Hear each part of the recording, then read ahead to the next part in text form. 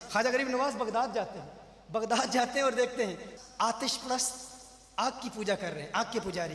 آپ فرماتے ہیں یہ آگ کی پوجا کیوں کر رہے ہو؟ کہا اس لیے کر رہے ہیں کیونکہ اگر اس کی پوجا کریں گے تو یہ ہمیں جلائے گی نہیں۔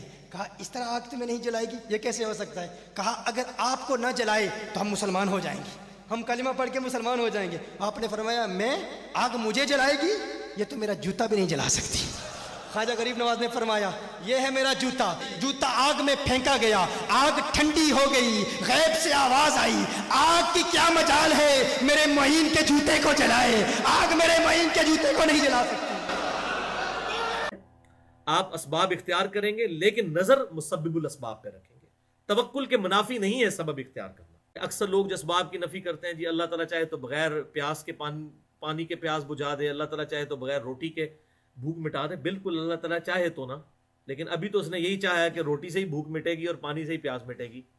اب اپنی چاہت تو نا آپ اللہ تعالیٰ کو، اور جی اللہ تعالیٰ دیکھیں جی آگ بھی ٹھنڈی کر سکتا ہے، ابراہیم علیہ السلام کے لیے نہیں ہوئی، اللہ تعالیٰ چاہے تو وہ پانی میں بھی راستہ نکال سکتا ہے، جی حضرت موسیٰ علیہ السلام کے لیے نہیں ہوا۔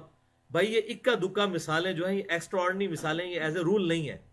ورنہ یہ مولوی یہ ساتھ یہ مثال کیوں نہیں دیتے ہیں کہ اللہ تعالیٰ چاہے تو بغیر شادی کے بھی اولاد دے سکتا ہے؟ دیکھیں نا حضرت مریم کو نہیں دی تو کہنے جی وہ تو جناب ایک معجزہ سی نا، تو بھائی یہ آگ جڑا بجھ جانا بھی معجزہ ہے نا۔ جے نہیں مانتے ہو معجزہ کہ یہ موسیٰ علیہ السلام معجزہ نہیں، لیاؤ سارے دنیا دے بزرگ کٹھے کرو نا، بسم اللہ پڑھ کے دریا تے بڑی وڈی گل ہے، ایک نالا پار کر کے دس دیں، ختم تو نہیں ہوئے نا دنیا تو بزرگ آمن نا سامنے۔ اس طرح نہیں ہوتا بھائی، یہ معجزات اللہ تعالیٰ نبیوں کو دیتا ہے، ان کے ذریعے اللہ تعالیٰ ان کو منوانا چاہتا ہے۔ بزرگوں کو منوانے کے اللہ تعالیٰ کو کوئی ضرورت نہیں ہے، کیونکہ بزرگ دنیا پر ریپریزنٹیٹیو نہیں ہوتے اللہ تعالیٰ کے، ریپریزنٹیٹیو جو ہے وہ اللہ کے پیغمبر ہوتے ہیں، باقی سب کے سب دائی ہوتے ہیں، چاہے کوئی بزرگ ہے، عام آدمی ہے، کوئی بھی ہے، وہ بس دعوت کا کام کرے گا کہ نبی کی بات آگے پہنچا دے گا۔ وہ یہ نہیں کہے گا کہ مجھے مانو میں یہ کارنامہ کرنے لگا ہوں۔ ورنہ تو یہ جتنے الوژن کر رہے ہیں وہ ڈیوڈ کاپر فیلڈ جو ہے اس کو بزرگ مان لیں یہ لوگ، ان کے سامنے اگر آپ ویڈیو چلا دیں جو کچھ وہ کرتا ہے، اسٹیچو آف لبرٹی غائب کر دیتا ہے، اس کو بھی ویسے حیا ہے، وہ اس کو الوژن کہتا ہے، کرامت نہیں کہتا وہ بھی، کہ تمہاری نظر پہ دھوکہ کر رہا ہوں۔ لیکن وہ ادھر آ جائے پاکستان میں تو اس کو تو یہاں پہ بڑی زرخیز زمین مل جائے، انڈیا پاکستان میں تو وہ تھوڑی سی داڑھی بھی رکھ لے تو اس کو تو بزرگ مان لیں گے لوگ، جتنے وہ کارنامے کر کے دکھاتا ہے، صرف نظر کا دھوکہ ہوتا ہے۔ تو یہ دو قسم کے معجزات اور آیا ہوتے ہیں۔ نمبر 1 وہ کیٹیگری ہے جو اللہ تعالیٰ نے پرماننٹلی اٹیچ کر دی ہے پیغمبروں کے ساتھ۔ مثلا سیدنا داؤد علیہ السلام کے بارے میں آتا ہے سورہ سبا کی آیت نمبر 10 اور 11 کے اندر کہ ہم نے داؤد کے ہاتھوں پر لوہا نرم کر دیا تھا اور وہ اپنے ہاتھ سے زرے بنا لیتے تھے۔ جیسے ہم مٹی کو گوندیں اور اس مٹی سے جو مرضی بنا لیں، اس طرح حضرت داؤد علیہ السلام کو اللہ نے یہ معجزہ دیا تھا کہ وہ جب لوہے کو ہاتھ لگاتے تھے تو لوہا بالکل آٹے اور مٹی کی طرح گوندا جاتا تھا۔ سورہ سبا آیت نمبر 10 اور 11۔ اب یہ پرماننٹلی اٹیچ تھا ان کے ساتھ معجزہ، جب بھی وہ کرتے تھے ایسا ہو جاتا تھا۔ اچھا، دوسری قسم کے معجزات وہ ہیں جو for the time being attach ہوتے ہیں، وقتی طور پر اللہ تعالیٰ جب چاہتا ہے ظاہر فرما دیتا ہے۔ مثلا موسیٰ علیہ السلام کے ہاتھ میں عصا تھا، پہلی دفعہ جب اللہ تعالیٰ سے ان کی گفتگو ہوئی قرآن حکیم میں، اللہ نے کہا تیرے ہاتھ میں کیا ہے؟ انہوں نے کہا جی یہ میرے ہاتھ میں جو ہے وہ عصا ہے، میں اس سے اپنی بکریوں کے لیے وہ پتے جھاڑتا ہوں۔ تو اللہ تعالیٰ نے کہا کہ اس کو ذرا پھینکو، انہوں نے پھینکا تو اژدہا بن گیا۔ تو موسیٰ علیہ السلام وہاں سے بھاگے۔ کیوں بھاگے؟ ڈر کے۔ اگر ان کو اینڈ رزلٹ پتا ہوتا کہ یہ میں خود بنانے جا رہا ہوں تو کبھی بھی نہ بھاگتے۔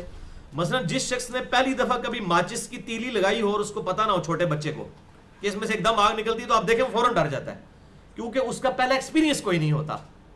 ہاں جب ایکسپیرینس ہو جاتا ہے پھر وہ خود لگاتا رہتا ہے۔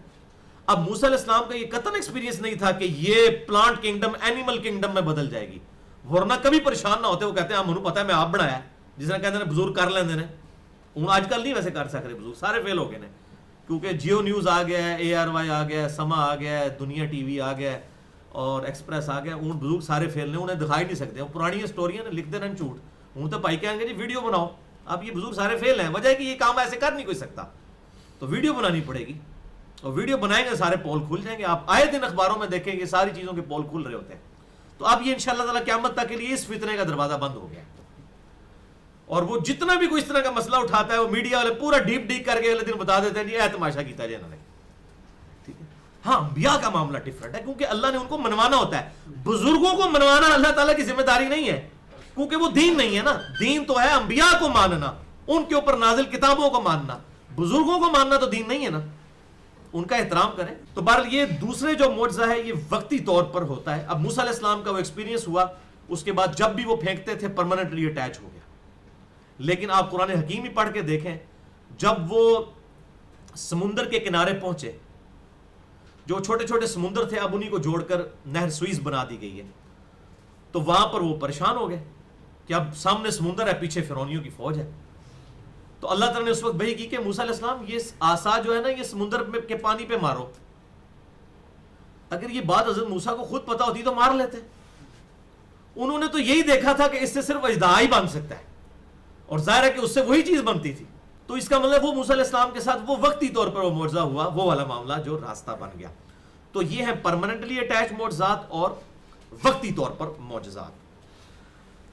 تو یہ معجزہ کسی نبی کے اختیار میں نہیں ہوتا, یہ اب الگ سے ٹاپک ہے. میں 2 آیات بتا دیتا ہوں, سورہ بنی اسرائیل کی آیت نمبر 93 اور سورۃ الانعام کی آیت نمبر 35, گھر جا کے پڑھ لیجئے گا. اللہ تعالیٰ فرماتا ہے کوئی نبی معجزہ خود سے دکھا ہی نہیں سکتا, اللہ تعالیٰ جب چاہتا ہے اس کے لیے ظاہر کرتا ہے. اس کے اختیار میں یہ قتل ہوتا ہی نہیں ہے, یہ کوئی کیپیبلٹی نہیں کہ کسی کو حاصل ہو جائے. اچھا, اسی طریقے سے اگر کوئی قانون قدرت کے خلاف چیز کسی غیر نبی سے ظاہر ہو تو ہم اسے کرامت کہتے ہیں. کرامت کا مطلب ہے اللہ کا کرم ہوا ہے اس پر. مثال کے طور پر یہ کسی کے ساتھ بھی ہو سکتا ہے کرامت.